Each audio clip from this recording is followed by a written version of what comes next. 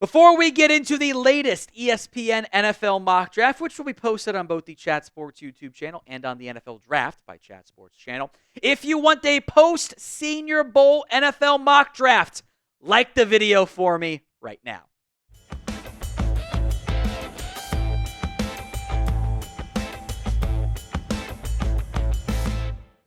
All right, 2 rounds. We'll go fast on some of these, so it's not a 45-minute video. Tennessee goes not quarterback here. Abdul Carter at number 1 overall. I think Chad Brinker's comments worked like, we're not going to pass up on a generational talent. That means that means a different person to each person you ask. That's how you generate trade interest in the number 1 overall pick. Good job.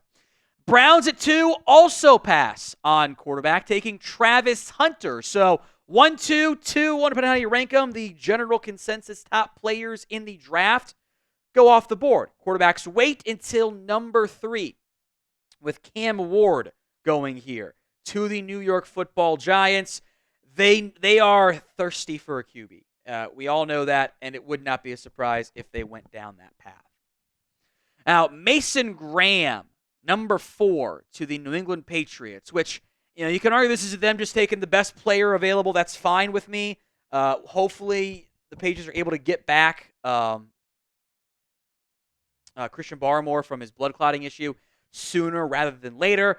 But a defensive line of a healthy Christian Barmore, Keon White, it's a really good start up front. Number 5, Will Johnson out of Michigan to the Jags. I think getting another corner outside of Tyson Campbell makes some sense. I am curious, by the way, what the speed looks like at the combine. No QBs go until number 6, and no surprise there, Shedeur Sanders to the Raiders at the number 6 overall spot. The athletic ability, the arm strength is not elite. It's not as good as Cam Ward's. The accuracy, though, is very, very impressive. Number 7, the Jets take Will Campbell. I'm a little hesitant to say it's another premium pick on the offensive line, but it's a good player, so I get it. Jalon Walker is going to be a divisive prospect. Is he athletic enough to play off-ball linebacker? Can he hold up full-time at edge? Is he a bit of a tweener? Does he play both in the same way that you've kind of seen Frankie Luvo used a little bit by the Commanders, for example? But that's a very talented, unique player. Tet McMillan goes number 9 to the Saints to help out with Chris Olave. Hopefully Olave's healthy after the concussion concerns. 6'5" and kind of moves way better than you think for somebody of that size. Back-to-back offensive linemen here. The Bears take Kelvin Banks. I was merging Bears and Kelvin into one word somehow. Bears take Kelvin Banks with, we'll see if he's a guard or a tackle. I think that's up in the air, which Bears could use help with both. I do like the Josh Simmons fit to the 49ers here. We'll see when Trent Williams calls it a career, but at minimum, play him at right tackle to start. And then your first, I think, real surprise here is number 12, Matthew Golden, out of Texas, where I like him. I think he's a good football player. I think he's got a long career in front of him as like a number 2 receiver. Over Luther Burden, maybe even over Emeka Egbuka is kind of dicey for me. But this is kind of the range you get into, this spot in the draft, where there's not a lot of consensus. Who is the 15th best player and who is like the 30th best player? There's going to be overlap there. A lot of disagreements. I think it could lead to a bit of an unusually crazy NFL draft. So if you want to come back to this question later at the end of the video, that's fine too. But I want you to grade Matt Miller's NFL mock draft at the pinned comments of today's show. A, B, C, D, or F. Go vote. Armand Membu, offensive line out of Missouri, help for Tua. Looks and is built more like a guard, but I think could hold up at tackle. But with the Dolphins' investments, he probably plays guard. A very popular mock draft pick here, Tyler Warren, Indianapolis. I would wonder if he could be a pick at number 7 for the Jets. Falcons get some pass rush help. Michael Williams, he missed time with an injury this year. I think that has to be acknowledged. I think there is some Trayvon Walker to his game. Do you trust the pass rush stuff? He's a very good run stopper, but is the pass rush going to develop? Jahdae Barron, one of my favorite players in this year's class, goes number 16 to the Arizona Cardinals. I am glad he is now kind of consistently being mocked as a first-round player because I think he is that good. Shamar Stewart to the Bengals at 17, and then also Jihad Campbell to Seattle at 18. I like the Campbell fit a lot for Seattle as long as you don't mind asking your linebackers to blitz. I think that fits really well. I still have some question marks about if that's how Mike McDonald would use him. It's different than what it was with Roquan Smith, but he can cover and blitz. Stewart is a very physically gifted player. He moves incredibly well. That's like 6'5", 285. He never had more than 2 sacks in a season. So how do you balance the upside versus where was that production? Edge is a big need, though, for the Bengals. Who is your favorite player in the 2025 NFL Draft? Let me know. Where else but the comment section of today's video. Love the value here at number 19. I don't know how big of a need receiver actually is unless they do lose Chris Godwin, because I like Jalon McMillan a lot. But Luther Burden as a after-catch, big play generator, I'm very high on him. Denver gets a tight end. This is a popular mock draft pick too. The Chargers or Denver going tight end. You see those a lot in the end. Colston Loveland didn't do a lot this year. He had some injuries. Also, Michigan's passing game stunk. Go back and watch 2023. It was very, very, very good. Emeka Egbuka has been a receiver too pretty much all his career for Ohio State. Still put up record-setting numbers for the Buckeyes. Willing blocker. The Bobby Trees comp is a very accurate one for me.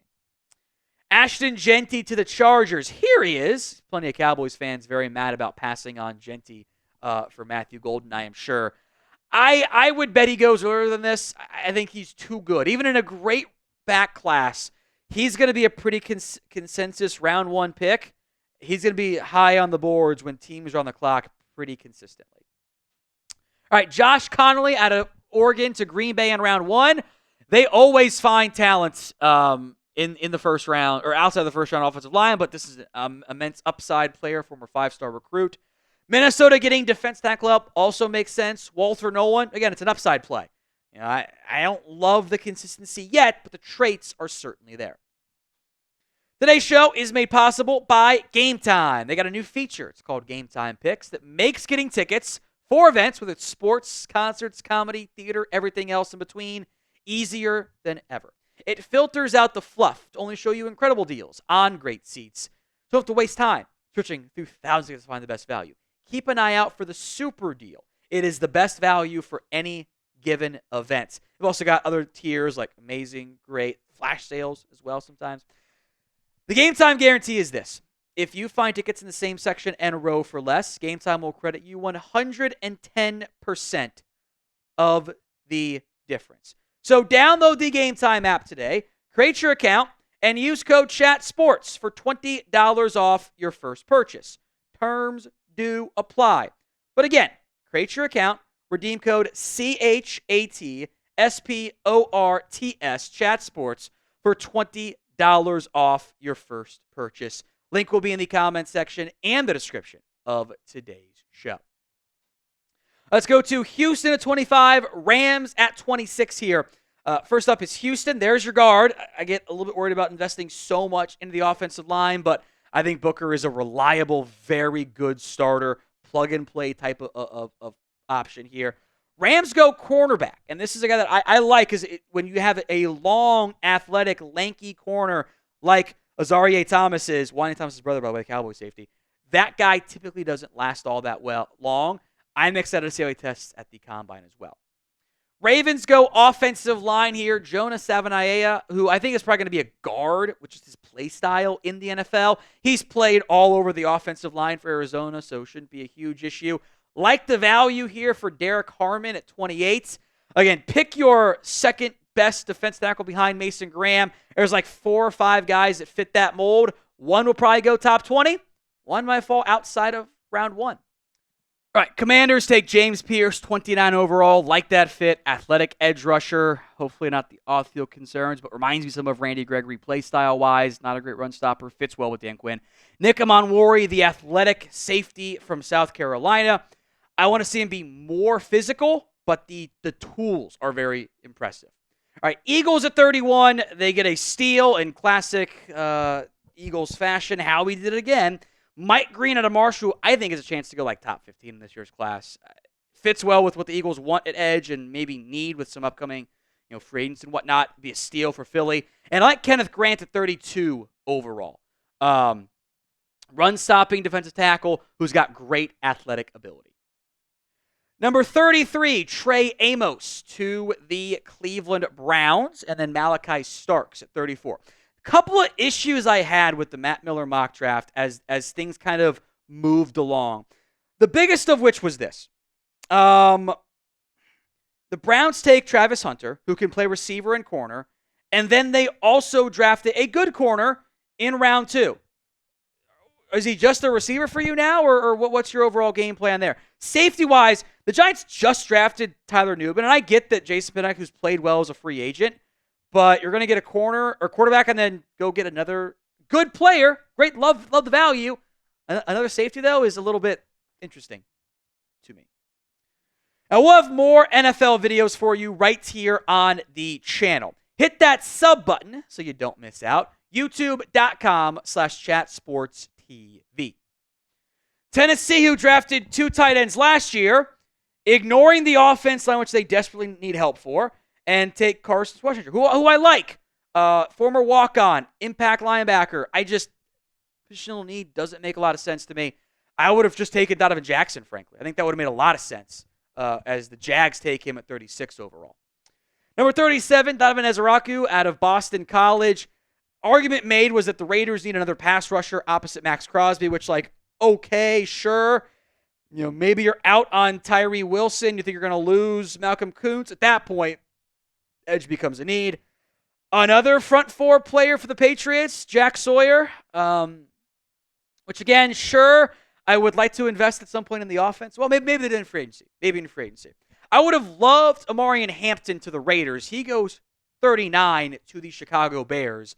Good haul for Chicago, by the way. Going offensive line and then running back worked out pretty well. Number 40, Jackson Dart to the Saints. And Dart is he throws a great deep ball. He's got good tools. I don't think they're great tools necessarily. I think he needs time to learn how to process an offense. It's not just a Lane Kiffin kind of borderline Mickey Mouse offense that works so well in college, but doesn't translate that great to the NFL. I think someone has to be QB3. Dart probably will be quarterback 3, but I think he's a late day 2 guy at best, not an early day 2 guy. Tyleik Williams to the Bears here as they get a big boy on the interior pair with Trevon Dexter for Dennis Allen's new defense. And then Quinn Ewers out of Texas to the Jets here. Would not be surprised if Jets took a QB to work as the heir apparent to either Aaron Rodgers or a short-term option, potentially. We'll hear more Quinn Ewers buzz once the combine rolls around. It'll be his turn to get the buzz instead of Jackson Dart. But I have issues with Quinn, a lot of them, frankly. He's not a top 5 QB for me in this class. How many QBs do you think are drafted in the first 2 rounds? Let me know in the comments of today's show. Love this pick for the Niners. Gray Zabel, who I think could play guard or center, fits in well. Niners investing in the O-line is something they need to do. Trigger warning for Cowboys fans. Elijah Arroyo out of Miami is a really good athlete. I like him a lot. The Cowboys' tight end round 2 draft pick track record, though, is really, really bad. All right, several corners all in a row here. Colts take Maxwell Harrison, who I think is probably be an outside corner with great ball skills. Benjamin Morrison, great talent. Is the hip okay, though, to the Falcons? Siobhan Ravel out of ECU to the Arizona Cardinals, coming off torn ACL. He might go even earlier than 47. Then TJ Sanders as they get a defensive tackle here to help replace Christian Wilkins properly. The Bengals need edge help. Double dipping at edge is probably too much, though. It ignores DT, ignores secondary concerns. I like JT Tuimoloau. This is the right range for him. Adding another edge doesn't seem like great. That was kind of a constant theme in Matt Miller's mock draft was excess double dipping for me. Alfred Collins, again, right range for him, I think. Another Texas DT in the top 50 back-to-back years. Okay. Caleb Johnson to the back-to-back backs, I should say. Caleb Johnson, the Broncos, like that fit a lot. I think he's a good player for what Sean Payton wants to do. And Quinshon Judkins does fit pretty well as a just one-to-one Najee Harris replacement. Princely Uman Mielen out of Ole Miss to Tampa Bay here. Get some more pass rush help. No real complaints there. Love the value for Nick Scorton, who I thought was better at Purdue than he was this past year at Texas A&M. Shed some weight. I think he can still be a top 50 player at minimum in this class. Mason Taylor, the son of Jason Taylor, Dolphins legend, and nephew of Zach Taylor, by the way. Which is kind of funny how that one worked out for him. LSU tight end, I think obvious day 2 pick there. Joshua Farmer out of FSU, part of a great DT class, goes to the Bills. Quincy Riley, who I like, going to the Panthers here, which maybe I would have gone receiver, but corners would need to. It's fine. Deion Walker, I am scare-roused by. It's like 6'7", 350. It doesn't move like he's that size. Does stand up and have the leverage issues that come with being that tall. I think I can fix him, though. I like him a lot as a day 2 upside swing. Jalen Royals getting a route runners for Lamar Jackson makes sense. I am curious if the center class works out. Jared Wilson at 60 is a little bit rich for my blood, but we'll see what ends up happening to Frank Ragnow long term. Trey Harris, number 61 to the Commanders here, adding another number 2 receiver option, big body on the outside. I like that fit. Landon Jackson is who he is. He's going to be a edge setter on the outside, is not going to be a twitched up pass rusher. If you know that going in, you should like what he is. Terrence Ferguson to the Eagles, okay.